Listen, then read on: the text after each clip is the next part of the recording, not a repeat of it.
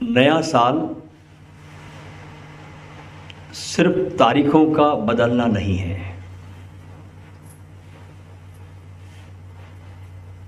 दिशाओं का बदलना है। तारीखें बदलना तो आसान है, दिशाओं को बदलना होता है। इसका मतलब कैलेंडर बदलना नहीं, बल्कि नए संकल्प भी करना है। वो इसलिए क्योंकि नजरों को बदलो तो नज़ारे बदल जाते हैं, और सोच को बदलो तो सितारे बदल जाते हैं। कश्तियों को बदलने की जरूरत नहीं, दिशाओं को बदलो तो किनारे खुद ब खुद बदल जाते हैं। देखिए, संसार में जो विराट जगत है, कि इस पूरे ब्रह्मांड को अब तक वैज्ञानिक मुश्किल से 10 और 15% ही जान पाए। इतना बड़ा विराट ब्रह्म स्वरूप परमात्मा की जो कृति है, जो आकार में हमें दिखाई पड़ती है, इसके पीछे वो निराकार बन के छुप गया। इस संसार में आदमी आया और उसने खोजा तो बहुत है, बहुत तलाश की है, और ये खोजने वाली जो वृत्ति है, ये भी परमात्मा ने मनुष्य को दी है। जानवर सिर्फ अपने शिकार के अलावा और कुछ नहीं खोजता। उसका एकमात्र खोज होती है किसी भी पशु की, पक्षी की, कि जब वो भूखा होता है तो वो अपने शिकार की खोज पर निकलता है। शिकार मिल जाता, फिर अपनी गुफा में आके सो जाता है। इससे ज़्यादा बड़ी खोज पशु पक्षी नहीं करते। लेकिन आदमी बहुत बड़ा खोजी है। इसलिए तो आदमी ने सागर के गहरे में जाकर, गहराई में जाकर वहाँ से मोती ढूंढ कर लाया है। पहाड़ों को खोदा है उसने, पहाड़ों को खोदकर आदमी ने हीरा, सोना, चांदी, तांबा, न जाने क्या क्या आदमी ने खोजा है। इन सब खोजों में आदमी इतना उलझ गया, इतना भटक गया कि जीवन में खोजकर परमानंद को प्रकट करना ये आदमी भूल गया है। सब तो खोज लिया उसने बाहर, लेकिन इस अंधी दौड़ में, खोज की इस अंधी यात्रा में, इस जीवन में, मेरे जीवन में परम आनंद भी प्रकट हो सकता है, इसकी खोज करना मनुष्य भूल गया है।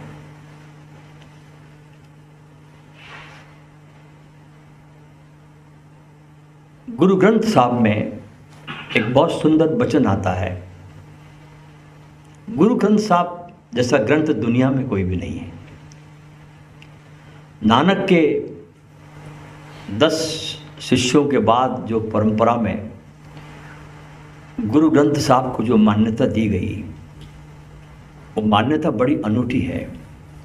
क्योंकि इस ग्रंथ में सिर्फ अकेले नानक की वाणी नहीं है, इसमें वाणी कबीर की भी है, इसमें वाणी रैदास की भी है, इसमें सूफी संतों की भी वाणी है। तो इस वाणी में एक गुरु रामदास जी की भी वाणी है। वे कहते हैं इस वाणी में, हर खोजहु बड़ भागी हो। हे भाग्यशालियों, रामदास जी कहते हैं कि सागर में से तो तुमने बहुत ढूंढ लिया, बहुत तलाश कर ली, लेकिन जीवन के सागर में तुमने डुबकी नहीं लगाई। इस सागर में भी बहुत कुछ पड़ा है, और ऐसा हीरा पड़ा है जिसके मिलते ही जगत के सारे हीरे फीके पड़ जाते हैं। लेकिन इस हीरे का अभी तुमको पता नहीं है। और सत्संग का इसीलिए महत्व है कि इस सत्संग में उन हीरों का तुमको पता चल जाता है, उन हीरों की तुमको खबर लग जाती है। उस गुप्त रूपी जो अमृत रस है तुम्हारे भीतर, उस रस की खबर तुमको सत्संग से मिलती है। जब खबर मिलती है तो तुम्हारे अंदर प्यास भी पैदा होती है। अगर खबर ही ना मिले तो प्यास कैसे पैदा होगी? खबर मिलती सत्संग में तो तुम्हारे जीवन में प्यास पैदा होती है, और उस प्यास के बाद फिर चेष्टा होती है और उसके लिए उद्यम भी होता है। इसलिए सत्संग की बड़ी महिमा हर ग्रंथ गाता है। बिन विवेक सत्संग न होई, क्योंकि यहां पर ध्यान और प्रेम रूपी हीरे का पता चलता है सत्संग में। जो आदमी सत्संग में नहीं आता, उस आम आदमी को यह बोध ही नहीं है कि ध्यान में भी कोई रस टपकता है अमृत का, कि परमात्मा की चर्चा में, उसके गुणगान में, उसकी याद में, उसके सुमिरन में कोई आनंद भी है। क्योंकि आम आदमी को सिर्फ पदार्थ का पता है, वस्तुओं का पता है, चीजों का पता है। आम आदमी को परमात्मा का पता नहीं है। संसार का तो जरूर पता है आम आदमी को, लेकिन जगत के पालन करता उस निरंकार का कोई पता नहीं।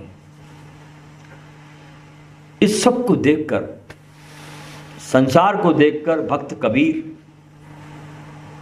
दुखी होकर कहते हैं, एक उन्होंने पद गाया है इस गुरु ग्रंथ साहब में। वे कहते हैं कि एक हीरा है मेरे पास, और मैं चाहता हूं कि ये जो मेरे पास हीरा है ये दूसरों के पास भी हो, लेकिन ये मैं किसको दूं? क्योंकि कबीर जी कहते हैं कि मेरी एक मजबूरी है कि इस हीरे को देने के लिए कोई बाजार ही नहीं है जहां बैठकर मैं ये हीरा को बेच दूं। बहुत बहुमूल्य श्लोक है कबीरदास जी का। ये गाते हैं, राम पदारथ पाई के कबीरा गांठ न खोल। राम पदारथ पाई के कबीरा गांठी न खोल, नहीं पटणु नहीं पारखू नहीं ग्राहक कोई। नहीं पटणु नहीं पारखू नहीं गाहकू नहीं, और न इसका कोई मोल है। कबीर जी कहते नहीं पटलू, कोई बाजार ही नहीं है, कहां बेचूं? हाँ, बाजार तो मुझे दिखाई पड़ता है। कबीर कहते चारों तरफ है कि कहीं कपड़ा बिकता है, कहीं ईंट बिकती है, कहीं लकड़ियां बिकती है, कहीं सब्जी मंडी है, और कोई बड़े बड़े मॉल है, बड़े बड़े शहरों में सब चीज़ों का बाजार है। महानगरों में बड़े बड़े मॉल है, मगर जो वस्तु मेरे पास है, कबीर कहते हैं, उसका कोई बाजार ही नहीं है।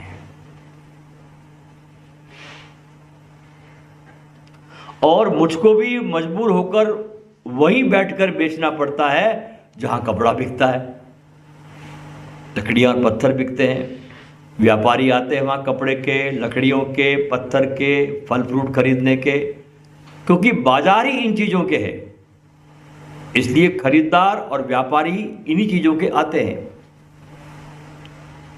अक्सर देखा जाता है कि ध्यान शिविरों में गुरु भक्ति का गुणगान गाया जा रहा होता है, मस्ती से ओतप्रोत कीर्तन भी हो गया है, प्राणों में प्रेरणा भरने वाले प्रवचन भी हो गए हैं, मगर आम तौर से लोगों की खास रुचि होती है कि कोई स्पेशल प्रोग्राम शिविर में नहीं हुआ, कोई नाच गाना, कोई धूम धड़ाका, कोई टप्पे टप्पे गीत संगीत नहीं हुआ। तो कबीर कहता है कि इसलिए कि पहले तो बाजार ही नहीं है। अगर मैं किसी पराये बाजार में बैठ जाऊं जहां आम वस्तुएं बिकती हो, राम नाम का हीरा नहीं, नहीं पटड़ू नहीं पारखू, कोई पारखी नहीं है।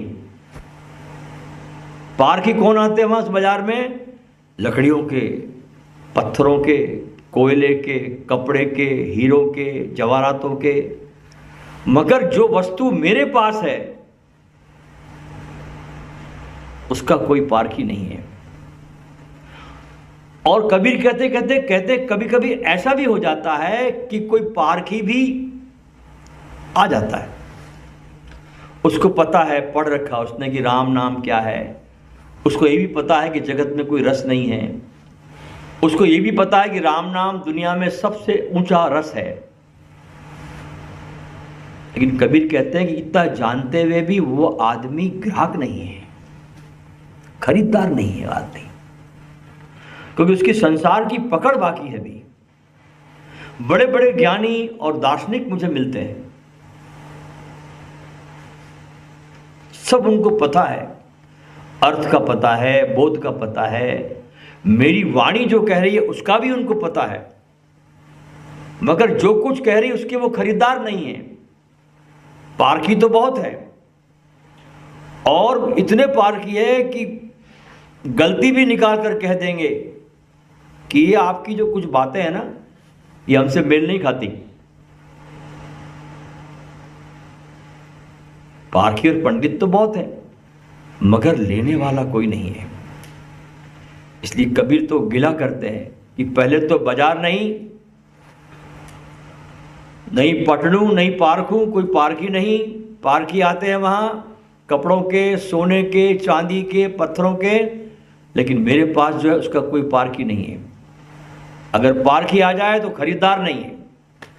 और आगे कबीर ऐसा भी कहते हैं कि कोई ऐसा खुशकिस्मत दिन भी आ जाता है, कोई खरीदार भी आ जाता है, वो पारखी भी है, वो ग्राहक भी है, मगर कहते हैं कि बदकिस्मती है कि वो उस चीज का मूल्य नहीं देना चाहता। ऐसे लोग भी हैं। नहीं गाहकू नहीं मोलू, कबीर कहते हैं। इसलिए फिर सौदा मेरा उसका बन नहीं पाता, क्योंकि उसकी वो कीमत नहीं चुकाने को तैयार है।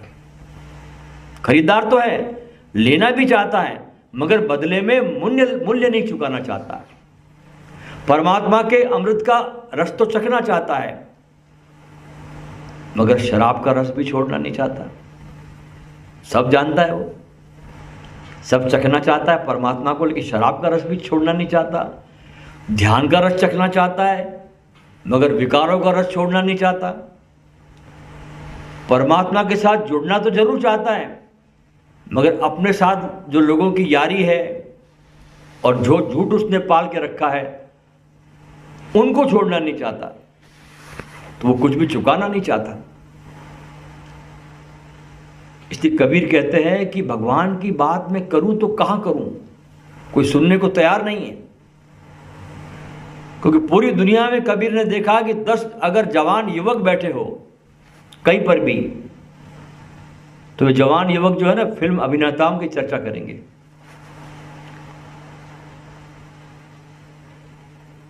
दस बुजुर्ग बैठे हो कहीं तो राजनीति की चर्चा करेंगे। कौन सी पार्टी चुन के आ गई, किसका बहुमत है, क्या नहीं है, कौन प्राइम मिनिस्टर बनेगा, कौन चीफ मिनिस्टर बनेगा। अरे तुमको क्या लेना देना, तुम तो नहीं बन रहे चीफ मिनिस्टर, तुम बन रहे हो, लेकिन चर्चा धार्मिक स्थलों में भी लोग बातचीत करने चले जाते हैं। इसलिए आप अगर मान लो लाखों लोगों से चुन के यहां पर आए हो, तो मेरी बातों को ध्यान से सुनो, क्योंकि सुनना एक बहुत बड़ी कला है, और राइट लिसनिंग ये उससे भी बड़ी कला है। राइट लिसनिंग मतलब खाली होके सुनो, मुझे आपके भीतर प्रवेश करने दो। खाली राइट लिसनिंग, अपने कोई विचार नहीं, अपनी कोई मान्यता नहीं, अपनी कोई कंडीशनिंग नहीं माइंड में, खाली सीधा सीधा एनकाउंटर करके सुनो, और पूरे शिविर में ध्यान से जियो। क्योंकि व्यर्थ की बातचीत के लिए इस शिविर के बाद आपके पास पूरा जीवन पड़ा है, क्योंकि बातचीत और गप्पाबाजी करके जिसने पहले ही अपना मन बिखेर लिया है, तो फिर आदमी का मन साधना में और भजन में लगता नहीं। 3 दिन पूरा समय अपने को दे, इसके बाद संसार को चाहे जितना आप समय दे देना, क्योंकि शिविर में अभी तुम उमंगों से, आशाओं से भर कर आए हो। आपका मन ताजा है, शरीर ताजा है, तो थोड़ा परमात्मा की आवाज को सुनने की कोशिश करना और समय का सदुपयोग कर लेना, क्योंकि अवसर मिला है। अच्छा, अब हीरे की जो कीमत बता रहे हैं कबीर, वो क्या है? क्या देने पे कबीर हीरा देंगे? कबीर कीमत बताते हैं उसकी, कहते हैं कि हीरे का मूल्य है तुम्हारा मन, मूल्य है तुम्हारे ये उधार के विचार मेरे को दे दो। कबीर कहते हैं तुम्हारा मन मुझे दे दो, तुम्हारे उधार के विचार मुझे दे दो, जिसको तुमने ज्ञान समझ के रखा है वो मुझे दे दो, अपना अहंकार मुझे दे दो। ये कीमत है इस हीरे की। कबीर आपसे धन नहीं मांगते, कबीर आपसे ये चीजें मांगते हैं, उधार के विचार, जिसको ज्ञान समझ लिया हमने अपना, दूसरों का वो उधार का ज्ञान, और इन दोनों के कारण जो हम अहंकारी हो गए, वो कबीर मांगते हैं इसकी कीमत। इसलिए कबीर कहते हैं कि राम पदारथ पाई के कबीरा गांठ न खोल। किस लिए गठरी खोलता है कबीर? अपने आप से कहते हैं, क्यों खोल रहा है गठरी? इसमें जो कुछ है उसके यहां कोई पारखी नहीं है, दुनिया में कोई खरीदार नहीं है, कोई मूल्य चुकाने को तैयार नहीं है। एक और बड़ी सुंदर गुरु ग्रंथ साहब में वाणी आती है, आगे में कहते हैं इस वाणी में, भई प्राप्ति मानुक देहुरिया, गोविंद मिलन की ये तेरी बेरिया। बहुत सुंदर वचन है ये। ध्यान रखना कि ये मनुष्य का जन्म बड़ी लंबी यात्रा के पश्चात हम सबको मिला है।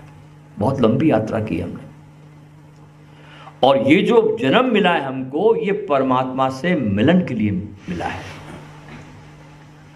परमात्मा से मिलन का ये जन्म हमारा अवसर है, क्योंकि पत्थर बड़ी लंबी यात्रा के बाद वनस्पति बनता है। पत्थर वनस्पति बनता है। वनस्पति लंबी यात्रा के पश्चात पशु पक्षी बनता है। अभी आप अगर हमारे इस आश्रम में कुछ पेड़ों को देखोगे ना, बहुत गौर से देखना पेड़ों को, नहीं तो मैं आपको दिखाऊंगा इसमें से कौन कौन से पेड़ अगले जन्म में अब पशु पक्षी बन जाएंगे, क्योंकि उन पेड़ों में उनके आकार आने लगे। अब वो पेड़ जो अगले जन्म में इसके बाद जो योनि प्रकट होगी इन पेड़ों की, वे किन पशु योनियों में जाएंगे, इसके उन्होंने अभी आकार लेने शुरू कर दी इन पेड़ों ने। क्योंकि पत्थर वनस्पति बनता है, वनस्पति पशु पक्षी बनता है, और पशु पक्षी की बहुत लंबी यात्रा के पश्चात मनुष्य बनता है। पत्थर की पारी है वनस्पति बनने की, वनस्पति की बारी है पशु पक्षी बनने की, और पशु पक्षी की बारी है मनुष्य बनने की। मगर मनुष्य की बारी है परमात्मा का रूप होने की। विकास है ना सब तरफ। अब मनुष्य की बारी है परमात्मा का रूप होने की। प्राकृतिक नियम के मुताबिक पत्थर समय के पश्चात एक दिन वनस्पति हो जाएगा, वनस्पति आगे पशु योनि में पड़ जाएगी, और पशु पक्षी भी आखिर एक दिन मनुष्य की योनि में आ जाएंगे। अब मनुष्य जो है एक चौराहे पर खड़ा है, बाकी कोई योनि चौराहे पे खड़ी नहीं होती। एक मनुष्य चौराहे पे खड़ा है, 4 रास्ता है उसके सामने, कि मनुष्य दाएं भी जा सकता है, बाएं भी जा सकता है, पीछे भी जा सकता है और आगे भी जा सकता है। हमारे सामने चुनाव है, मनुष्य में चारों संभावना है। अगर ये अपने मनुष्य से आगे चला जाए तो परमात्मा का रूप हो जाएगा। अगर ये थोड़ा दाएं चला जाए तो देवता हो जाएगा, थोड़ा सा बाएं चले जाए तो भूत प्रेत हो जाएगा, और पीछे जाएगा तो पशु हो जाएगा। अगर कहीं नहीं गया, ये चौरस्ते भी खड़ा रहा मनुष्य होकर के, तो फिर मृत्यु को पाकर फिर मनुष्य बनेगा। अच्छा, मरने के बाद मनुष्य रूप में फिर वापस आना, ये कैसा है? ये ऐसे ही है कि जैसे कोई बच्चा पहली कक्षा के पश्चात दूसरी, तीसरी, चौथी और आगे बहुत मेहनत करके बीए, एमए तक पढ़ जाए, पढ़ाई कर ले पूरी एमए तक वो, और उसके पश्चात उसको कह दिया जाए कि अब तुम फिर जाके प्रथम कक्षा में बैठ। जो कक्षाएं पढ़ के आए हो वो फिर से पढ़ो, तो इससे ज़्यादा उस बच्चे के लिए कोई दुखदायी बात नहीं होगी, क्योंकि एमए तक पढ़ गया और तुम कहते हो जाके पहली कक्षा में वापस बैठ।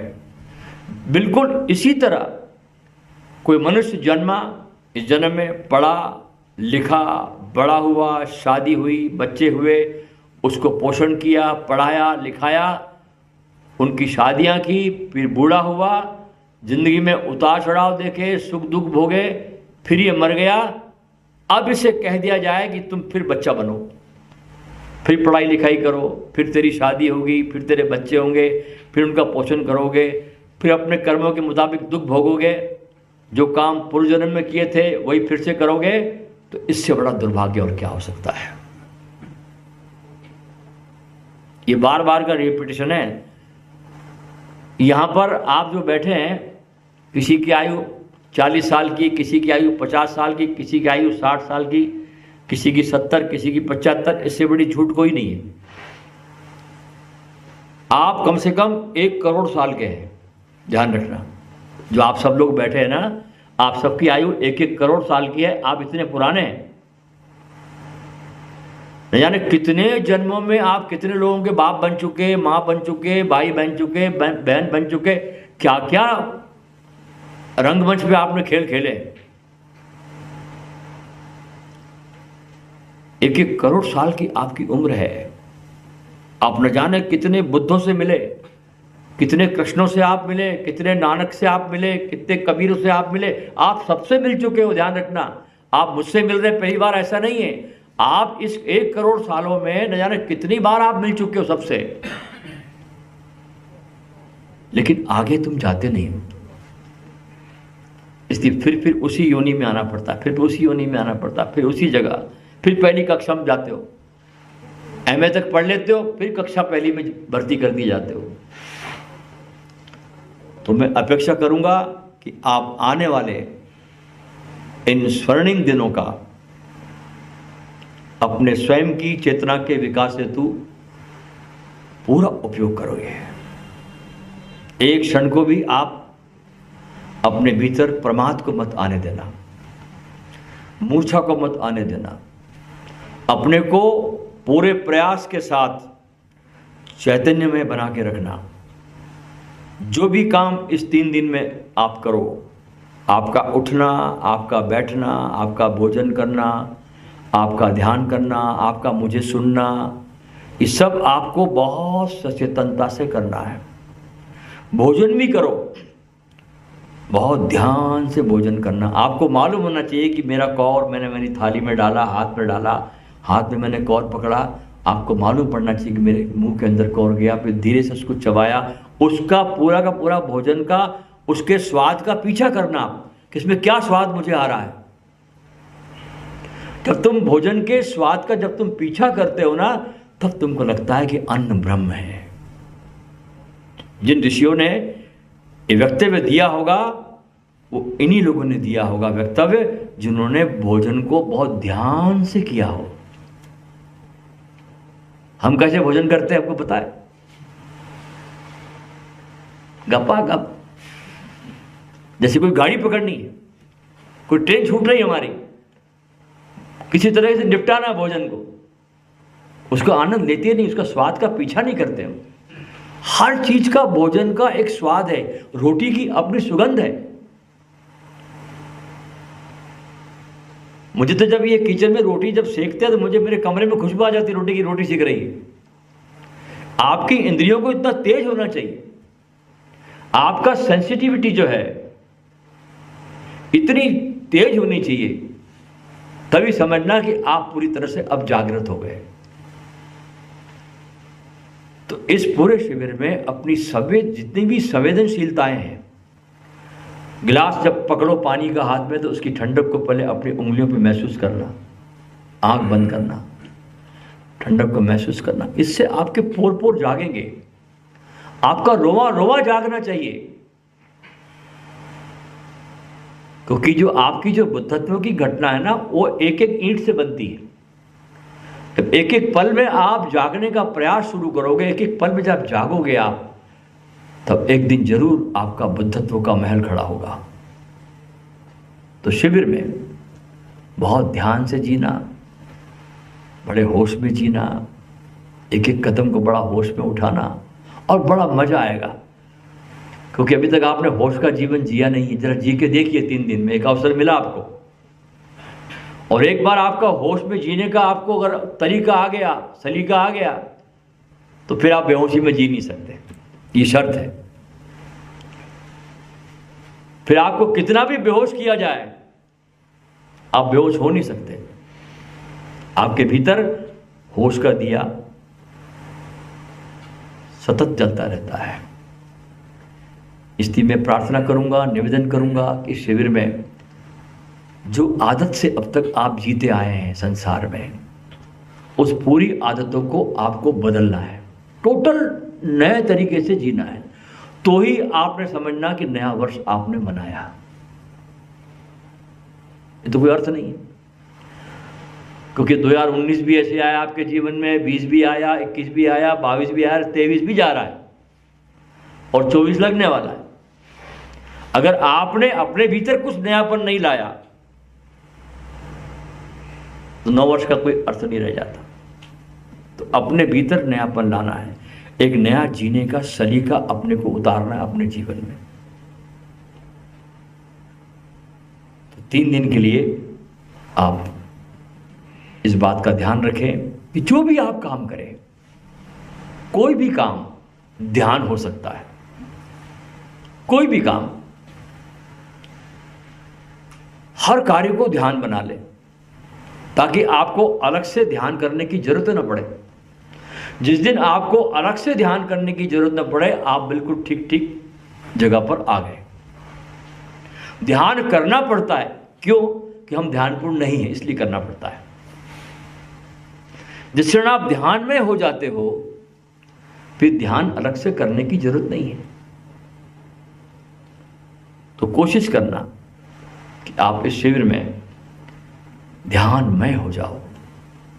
आपकी हर सांस पे आपका होश हो, आपको मालूम पड़े कि मेरी सांस आ रही है, जा रही है, आ रही है, जा रही है। आपको मालूम पड़े कि मेरी पलकें झपक रही है, खुल रही है। आपको मालूम पड़े कि मेरा हाथ उठ रहा है। आपको मालूम पड़े कि मेरा पैर अब चलने लगा है। आपको मालूम पड़े कि मैं बैठ रहा हूँ। हर चीज, आपका शरीर जो भी गति करता है, उसमें भीतर जो बैठा है साक्षी तत्व, जो आप स्वयं हैं, जो आप खुद है, उसको मालूम पड़ना चाहिए ये सब क्रियाएं हो रही है। ये क्रियाएं मैं नहीं हूं, मैं इसको देखने वाला हूं, मैं इसका विटनेस हूं, मैं इसको वॉच करता हूं। I am a watcher. और जिस क्षण इसका बोध आपको गहरा होता है, इस वॉच करने वाले का जितना गहरा बोध आपका ये वॉचिंग पे आ जाएगा, उतनी ही आपकी आत्मा खिल के बाहर आएगी, उतने ही आप आत्मवान होगे। आत्मवान ऐसे होता आदमी। आत्मवान कोई चमत्कार से नहीं होता कि कोई बाबा ने आप पे हाथ रख दिया और आप आत्मवान हो गए, ऐसा कभी नहीं होता। सारा प्रयास आपको करना है। तो ये है आत्मवान होने का तरीका। अपने बोध को बहुत ज़्यादा बोधपूर्ण बनाना है, और इस बोध को बोधपूर्ण बनाने की कोई सीमा नहीं है, ये भी ध्यान रखना। आप कभी नहीं कह सकते कि मेरी यात्रा पूरी हो गई। जो ये कहता है उसको अनुभव ही नहीं यात्रा का। जैसे ब्रह्म असीम है, कोई इसका अंत नहीं है, ऐसे आपका बुद्धत्व भी असीम है, आपका बोध भी असीम है, इसकी भी कोई सीमा नहीं है। इसलिए इस अपने बोध को बढ़ाते रहना और असीम होते रहना, बोध को बढ़ाते रहना और असीम होते रहना, अपनी सीमाओं से बहुत आगे चले जाना, विराट बन जाना। और धीरे धीरे जब आप विराट बनते हो तो उसके जीने का, उसके होने का कुछ आनंद ही कुछ और है।